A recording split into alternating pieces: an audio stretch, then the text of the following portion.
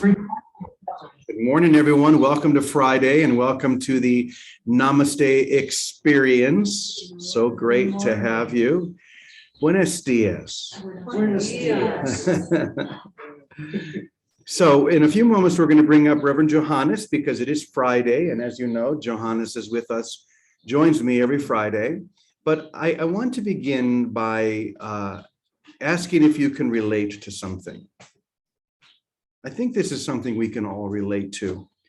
When you have a distant friend, someone that you only see once in a while, chances are that connection, that friendship is not going to trigger a lot of stuff. It's not going to trigger your triggers. But a friend that you see a lot, a closer friend, might. Because they know you, they know where those triggers are, and you feel comfortable with them, right? You feel more comfortable with that person, and that comfort means that you can express yourself more freely. When something comes up, you tell them, and you might even, get angry at each other, but you always work it through, okay? Now imagine a sibling, especially when you were young. You remember when you were young and you were always battling with your brothers and your sisters? Well, Johannes, I'm sure when she comes up, she can tell us about that. How many do you have? 14? Yeah, we have 15. 15 total. Same parents.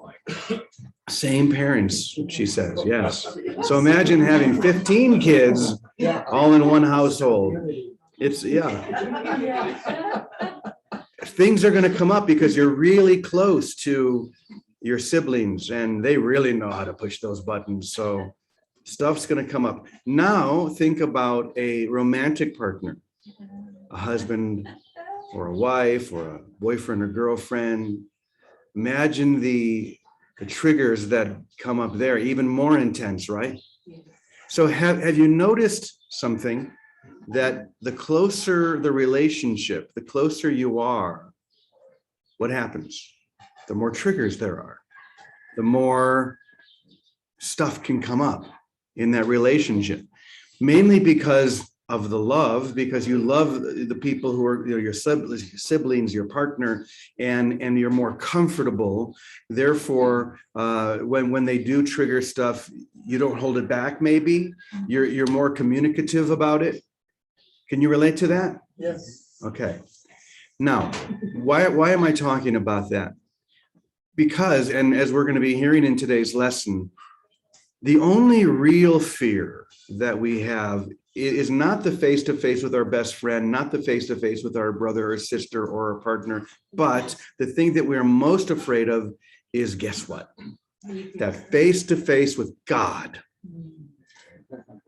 We like to tell ourselves that that's the thing I want most, and it probably is. That's the thing that I'm longing to reconnect with, and I'm sure that's true.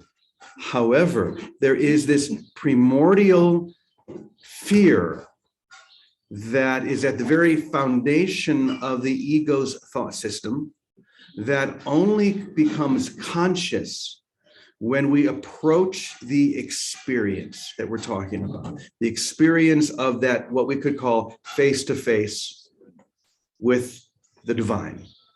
I'm not going to tell the Santa Claus story because I know a lot of you have already heard it, but if you've heard that story, you know. Okay, so when the beard comes down from Santa Claus and we realize it's just Daddy, that's when we can release that fear. But until then, we have this image, and the image is often, especially when we were young, the image of this old white guy with a long white beard judging us, writing down our sins, waiting for that moment when you die. You know how the story goes. And this is really just a manifestation of that primordial fear, that the foundation of that guilt, because that's all it really is guilt. Why are we guilty? That's the question. Where does that come from? Well, it comes from, obviously, the idea or the concept that my will can usurp the will of God, that it's possible for me to separate from the inseparable, And when I relax and realize that separating from all that is not a possibility, now I can relax. Now I can just fall back into the arms of the beloved. Not, for me, God is the beloved. We have this tendency, especially in religious context, to put God out there, up there, as far away from us as possible. But the great mystics, from Rumi, all of them, they approached God as the beloved, as the intimate. St. Clare, last night, some of us watched a movie about St. Francis. And I left early, so I don't know how much Clare was in it, but Clare wrote, she didn't write much, right? But what Clare did write was so profound. And she was one of those mystics who approached God as the beloved. Many of the writings that we have were letters that Clare wrote to a woman called Agnes of Prague. I've talked about her before. Agnes of Prague was without question the most beautiful, sought after woman in Europe. Okay, she was the daughter of the King of Bohemia. Her marriage would have been a royal affair, and she had all these suitors. Even the Roman emperor was, and then the Roman emperor's son when he died. I mean, they were trying to marry her off to the highest bidder and into the highest prestige. And she didn't want to have anything to do with it. And she finally decided to run away, and she hid out in one of Clare's convents. And she fell so in love with the life of these poor sisters that when they came to try and take her away, it couldn't happen. So she stayed, and she's next to being a saint in the Catholic Church. And Clare wrote her letters because Clare was so impressed with this. The most sought after woman in the world, giving everything away, just as she and Francis had done, to come and to live with these poor sisters, to give everything to the divine. And so Clare wrote her these very series of letters, and in them, they're romantic and even sensual. Clare talks about God and Jesus as if he's her lover, and talks about the sensuality of their relationship and how this alone is what Agnes has chosen. And so when we get to this point where we see God as the beloved, as that sacred divine partner, this is when that ancient fear begins to melt away, because we realize it was completely unjustified, which is just another way of saying that we were never guilty. There was never anything that we did. Separating from the inseparable had no effect. So we don't have to worry about it. With that, I'm going to invite Johannes to come up. Thank you. Good morning to you, dear one. Good morning. Before we read our section, do you have any thoughts on that yet? Wow, look at this. Everybody here. This is beautiful. Good morning, everyone. Okay, there's so many things. You want me to Please. talk about Agnes or Whatever you want, dear one. or my family? And okay, let me start with my family. We were 15. I'm number 13 or 15, okay? The thing about my family is that we were surrounded, immersed in music and poetry. My father loved to write poems, and my parents, they would sing in a duetto, you say Duet. that? In a duet, every night. And then all my brothers, they would play. We have guitars and piano and flute and sax, and every night, 7 days a week, we would just sit down in the living room after dinner, because everybody had dinner at the same time. It wasn't like I would have dinner later, no. And then after dinner, we would sing and play instruments. So, and we were surrounded by love, really. So it's different experience. My brothers, they were the one who were fighting all the time. And I remember my sisters and me, they were all older, so I wanted to be part of their conversations and things, and they would push me away. Johannes, go away, we are talking about it. So it was a beautiful, and my parents, my mother was a Catholic mystic, highly mystic. And so I grew up in that environment. There was a lot of discipline.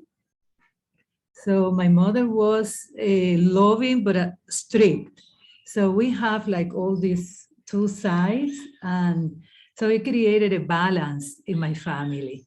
And I loved my parents. I remember being in the Catholic Church when the nuns were talking about God. I could not accept in my heart.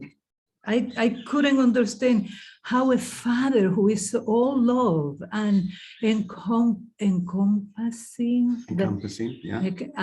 and who is everything, could send us to hell or to punish us. But that was what I learned. You see, so, and I remember asking the nuns a lot of questions about that. And sometimes I was sent to the office because I was interrupting. And I was a little bit, no, I don't like that. And because I have the image of my parents, which was such a loving environment. So my heart was really in conflict with this image of God. It's interesting how the music is what pulled you all together. Yes. Every day you'd come together and sing and play, and we don't have to go too deeply into this, but if I remember, you were the little voice. Yes. You were the little voice. Apparently your sisters had big voices and big presence, and no one thought that you could really sing until you became the #1 singing star in all of Puerto Rico, the #1 recording artist in all of Puerto Rico, being flown around in helicopters, which I learned on the way here.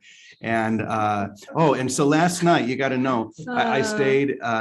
Jack and Johannes have a casita, and I was able to christen it last night by staying in the casita. And before we went to bed, we watched some videos of Johannes had her own TV show. You should have seen her. Oh my Lord. She's dancing and singing. It was like the old 1970s variety shows that we used to have. You remember those? And yeah. Oh my God, that was like another life. Yes, that was 30 years ago. I was 22. And then she leaves 23. there, and what do you do then? Well, I wanted to finish my college. I was in engineering school, but I wanted to be a Carmelite. No, I don't like She to entered the talk about convent. She goes from the biggest singing star in Puerto Rico. And not only, I don't know why we're going into all this, but it's just funny. Not only that, but before she went into the convent, she was one of the stars of one of the Spanish soap operas. And what did you play? I always, a nun. A singing I was nun. a nun, a singing nun. I did 4 soap opera, and in one of them, the first one actually, which was what got me a contract with Telemundo in Puerto Rico, I was Sor Manuelita, as I sister Manuelita, and Manuelita was impossible, really. Anyway, the character was so that's funny. the richness of this amazing unity minister that we have here. And oh my goodness, it's so interesting to watch the track of all of our lives, to see what brought us to this moment. What brought us here to this moment? We're talking about your past, and as interesting and as entertaining it is, one of the things that we're about to learn is that the past nor the future are in the mind of God. Amen. Only now, only this moment. Yes, and while you were talking, I was thinking about that. Carl Jung, he says that because spirituality is such a huge part of our humanity, we needed to find a way of relating to God different from what we have learned. He actually says that to believe that we are born sinners and that we are going to be punished, and that the probability, just the probability of going to hell, he says that was really damaging for our psyche, and that we must,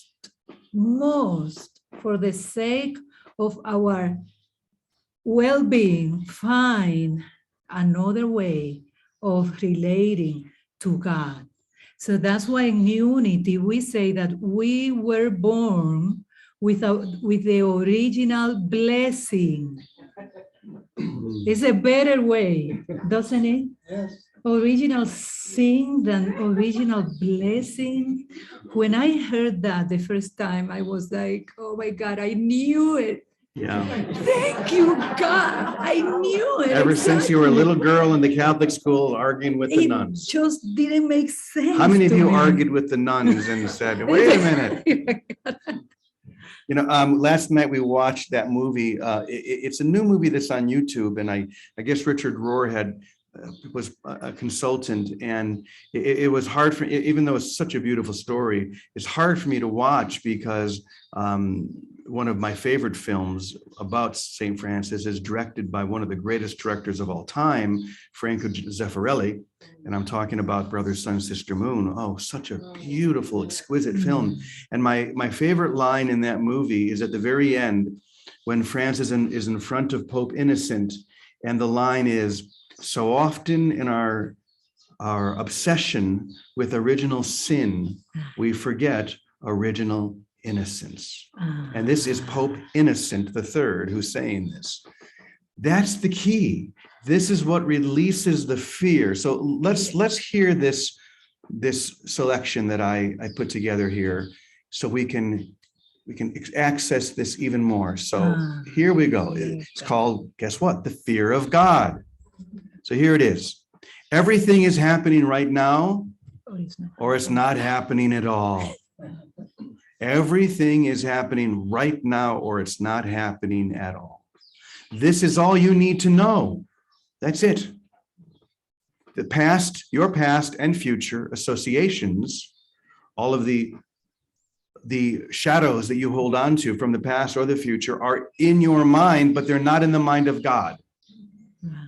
And what is not in the mind of God isn't real. What is not in the mind of God is not real. Yesterday, we heard that you share God's mind. What is in the mind of God is in your mind. That was the opening of yesterday's lesson. Today, we open in a similar way by saying what is not in the mind of God is also not in your mind. You can imagine it, you can pretend, you can create illusions and stories and myths and legends around it, but if it is not in the mind of God, it's not in your mind. And the only thing that is in the mind of God is what? Right now. What is happening right now. If you could spring into that experience, then you'd have no further need of this world.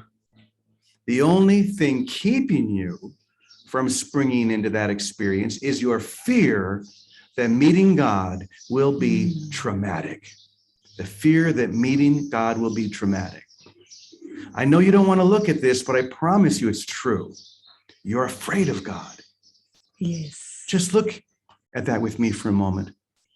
It's the not looking at it that keeps you out of heaven. It's the not looking at that foundational primordial fear or guilt. It's all about guilt, remember. The idea that I did something and somehow it's going to come back and bite me in the butt and I'm going to have to pay for it. Then this is where all of the ideas of hell and purgatory and all these things come from. Guilt, original guilt. Okay. It's the not looking at it that keeps you out of heaven. Not looking at your fear of God keeps it hidden in your mind. It keeps it hidden. But the instant you look at it, guess what happens? It disappears. The instant you look at it and realize when the beard comes down and you see it's just daddy dressed up like Santa Claus, that's when the fear disappears. Why? Because there's nothing for you to be afraid of. God will never traumatize you, but God will release you from your fear if you surrender everything to everything. Wow. That's really what we're here to do, is just to look at that foundation of the ego, which is guilt, to realize it was groundless. If a foundation is groundless, it's not anything, right? And the foundation of the ego's thought system has no reality, because the guilt that you hold is not in the mind of God. Therefore, it's not really in your mind. It just seems to be. And so we create an illusory world that plays out that guilt. Guess what happens the moment you release it? Guess what happens to all of this? It transforms. It changes right before your eyes. That's the proof that it was all a projection. It was all a projection of your own mind, your own guilt thoughts, which then turn into thoughts of innocence and grace. Amen. And it's to face that thought or that belief with no fear, and to say, it doesn't have to be this way. I mean, there is another way. When we are able to feel true love, the love of God within us and everywhere, that is magic. It's like what you were talking, these sisters, their love they felt, one of the things when I went to the Carmelo San Jose in Puerto Rico, was the joy of these nuns. People think that, a nun, and they are, oh my God, they were, of course, they were in cloisters and they were Cloister. praying. How do you say? Cloister. Cloister. In Spanish, enclaustradas. Enclaustradas. Okay. It's even more beautiful. So, and the joy that comes out of their soul, because they live, they breathe, they exist in God and only God. That experience cannot be expressed with words. You just need to live it. You know what I think happens? And this is the power of retreat, or in that situation, living in a cloister, is you're cutting off all of the other stimulus, all of the other egoic signals that we're constantly bombarded with, whether it be television, entertainment, all the things that try and tell you who you are, right? Yes. The commercials that say you're this, you're that, you're not this, you're not that. And in a cloistered situation, or like when I was in my anchor hold experience, you shut that off. So now you're in an echo chamber of grace. Now, the question is, how do we do that in our daily lives? How do we, I don't think many of us are going to be going into a cloister or a monastery. You never know. You never. Don't say too loud. But we can all find ways, even if it's just for a short period of time every day, to go into our rooms, to shut the door, turn off the phone, shut the computer, and just rest in God. Yes. Just focus your attention on that divine, holy marriage. Let everything else go, all of the ideas. The first step in experiencing union with God, this is hard to believe, but the first step is always giving it up, letting go of every idea you've ever had of what God is. It's your ideas and your concepts of God that have kept you locked into that relationship with guilt. Okay, but the truth is, there is no idea, no concept, nothing that we can conceive of in our mind that could ever encompass what God is. So just focus on the thing that comes closest. What is it? Love. Love. Yes, I was listening to this. It's so beautiful, the birds, your words, and the environment. Look at the birds here. of the air. They neither sow nor do they reap, and yet God provides everything that they need. And because we are surrounded by many people, and as you say, partners, husbands, wife, girlfriends, friends. For me, those people who trigger something in me are a blessing. I always go inside and say, okay. And I truly believe that we are never upset for the reason we think we are. Like the Course in Miracles says, and other psychological spiritual teachings. And when I feel mad or worried or uneasy, and I said, okay, something is ready to heal here. And I just don't run away from those things. I just see my sadness, my pain, or I'm upset, or if somebody doesn't do anything, something that I thought it was supposed to do, I get mad, and whatever it is, I just spend whatever time I need to process that, to see it, to face my shadow, and to let it go. And anyone who lives here at Namaste knows that this is one of the biggest challenges. Yes, and you know what? Ask my husband. When I at the beginning of our marriage, when I got upset with him, oh my God, days, my poor thing, days without talking to him and mad. And you see, then they were less and less time. And then one day and next day I was fine after processing.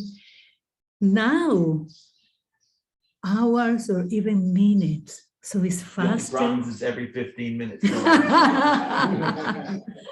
So things, you do this process. It doesn't have to be like a painful process. And oh my God, I'm going to flagellate myself because I did this or I feel that. No, it's gentle and it can be done. And the more you practice, the better, faster. And then you go again into that presence, that presence of love that we naturally have, because love is what we are. So it's time to start looking at this clearly, not just closing our eyes to what we'll call the fear of the divine, the fear of all, the fear of love even. Because love, as we said, is the closest we can come to experiencing. You know, one of the things about living in community, it's so easy to say, you know what, I'm going to pick Jeff, even though Jeff has nothing to do with Jeff. Jeff is driving me crazy. You should kick him out. You know, he doesn't belong here anymore. Me, you need to tell him to go. You know, Gurdjieff, there's a story I heard about him once where the community came together and they kicked someone out because that person was annoying everyone. And Gurdjieff went out and searched that man out and brought him back and said, you're staying right here. You're not leaving. Because that person was the greatest teacher in the whole community. Because if they were up to the challenge, and sometimes they were, sometimes they weren't, and stop saying that person needs to leave, but what am I projecting onto that person? What is unhealed within me that is now I'm now putting on that person, so I don't have to deal with it within me. Gurdjieff knew that the real lesson was not in the other person, but within me. And living in a community, as we do here at Namaste Village, that's something that's always going to be in front of us. There will always be someone who annoys you.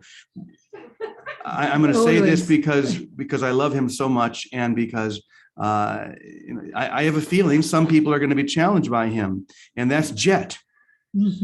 Jet is like a child. He's one of the dearest, most sweet, and yet he's crazy. He is cray-cray.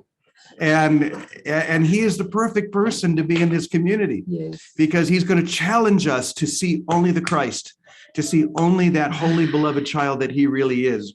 And that's one of the reasons I'm very excited about him. And Jeff, you can go now. Let's bring Vicky and Teddy on here. Vicky, if you're out there, the floor is yours. Good morning, Brother James. Good morning, Johannes. Oh my gosh, What a beautiful morning. Thank you. And good morning, everyone. And I'm going to keep it short because there's a surprise here that you might like to hear from. But all I want to say is talking about all the different orders and community. The truth is the greatest gift of God is joy. And that's the universal experience that we see not just in the mystics, but in so many of the different religious orders. I've been steeped lately watching Plum Village and all the Zen monks chanting and meditating. But the simple presence of joy lights every face. And it lights every face in most every community and tradition and religion throughout time, because the universal experience of just being simply present here and now and in community with one another, only seeing and focusing on each other's holiness. It is impossible that it not bring us to innocence and joy. Impossible. It's what we are. You want to see the face of God? Just look into one another's face. You know, as we become present to one another, there is nothing left except to be together and to celebrate together. And you live in the part of the world that's built for celebration. Everything about Mexico is celebrating. Yeah. But I wanted to tell you this, and I'll say it quickly. Years ago, before I opened the big restaurant in Boston, I went on a retreat. And on the retreat, and I may have told you this before, I got a very simple message in my heart, because I was thinking I'm going to join some convent, some order. I knew I had a vocation. God is my life. And I'm thinking, what kind of order am I going to go to? And what Jesus said in my heart was, you will recognize those of your order, but your job is to take the rule of the order into the marketplace. And that's when he told me, build a church that looks like a restaurant, and I'll do the rest. And he said, learn St. Francis's prayer. And those are my only instructions before I did the Boston store. And it was a church. It was a miracle. I never advertised, never hired. People just came, customers came. It was a church of joy and grace. Every day, joy and grace. And more, I'm seeing that the rule of the order was the joy of presence, right? Isn't that what it all boils down to in every tradition? And when we live with sisters, and a lot of us have cellular memory of living in community, I mean, lifetimes in different orders. But the biggest experience is, and it's what you started with, Jimmy, it's around the singing, because the singing, it is like praying twice. It opens us up to our own experience of oneness, and then we fall in love with wherever we are, whoever we're with, because it erupts in us as peace that wants to give and share and embrace. So, and that is what's happening. The rule of the order is now in the market, and we are a community here in the Zoom family, this family and many families all over, are families of spirit, where the rule of holiness is the rule of joy and grace and gathering is the only rule. And it's why we come together. So I wanted to say that. I won't say anymore. Teddy is not with us, but Lisa Natoli is. Lisa Natoli. Yeah, so let's ask her to unmute and see what she has to share. And thank you both, and thank you everyone. Thank you, Vicky. Good morning, Lisa. Oh my God. Thank you so much, James, for just all you do. And what an awesome topic. I actually watched the Walk the Plank video last night at 10:30 p.m. And I was in so much joy just hearing the message. And I loved really just this idea of like that our true nature is joy, and that we don't need suffering and sorrow. And just, it's literally recognizing. And I wanted to say, Johannes, like when I came on and I was listening to you, you remind me so much of Selma Hayek. And she is so joyful. And like, this is such but it's such a great topic where we can really let go of all the ideas of being spiritual, because to me, she is the embodiment of joy on earth. She is, there's so many people that I could name that are not what you typically think of as spiritual. But she's the House of Gucci movies coming out in a week, and she's in it, and so she's doing the whole interviewing circuit right now. So I've been watching all of her videos, and it's so interesting to hear her. Like, she has an owl as a pet. She loves animals, and the owl, like, she was on Ellen DeGeneres, and the owl comes and sits on her shoulder. And she's kind of like, okay, and then the owl on her shoulder eats a mouse on national television, and she's laughing and and she was saying how she likes the owl to sleep in the bedroom, but her husband doesn't like the owl in the bed because the owl sleeps on her head. So she's just telling a simple seeming nothing story, but she's connected to joy. She's connected to herself. She's not blocking it. And so to me, like, this is the call for all of us, is that we really recognize that our authenticity, our childlike wonder, our passion, or whatever it is that we love, is the thing that we can be doing, and so it's just, it really is an incredible time. Like, Jimmy, I'm so happy that you have this solid foundation of connection for so many people in community, because the world has changed over the last 2 years, and there's just, people are lost. A lot of people are just, they don't know who they are. They don't know what's happening. They don't know what life is going to bring for them. And so for people to be able to have a place to gather that's consistent, where you can really show up and remember the truth of what you are and then carry it out into the world. And Vicky, man, that message made me so happy last night at 10:30. I texted Vic. I was like, okay, that was the best message ever. Because Vic was in her joy. She was in her total, and she said to me, she thought it was too out there. And that's the thing. The mind gets in there and will tell us our joy is too much.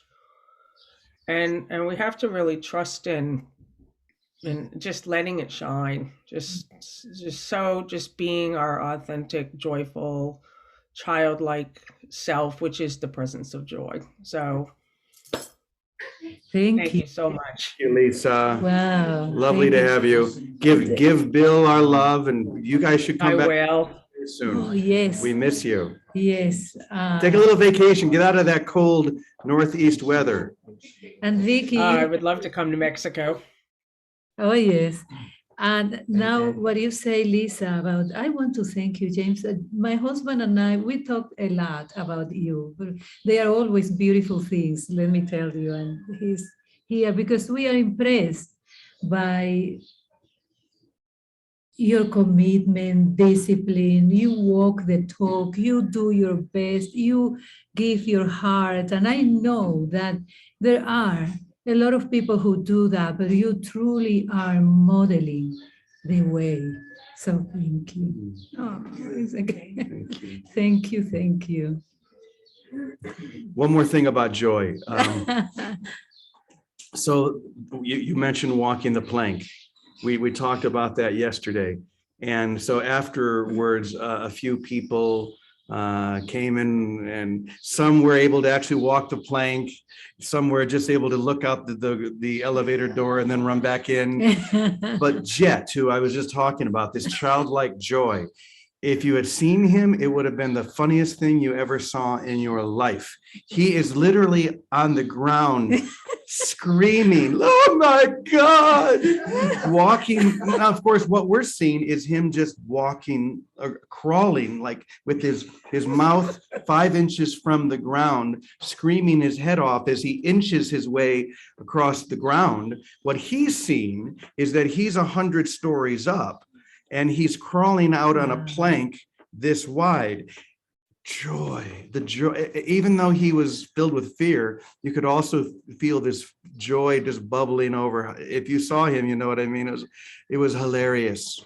So it just goes to show that if we confront the fear, know that we're safe, know that nothing, you cannot fall, you cannot hurt yourself, you cannot die. Just have that confidence together. Join with your brothers and your sisters, be in joy.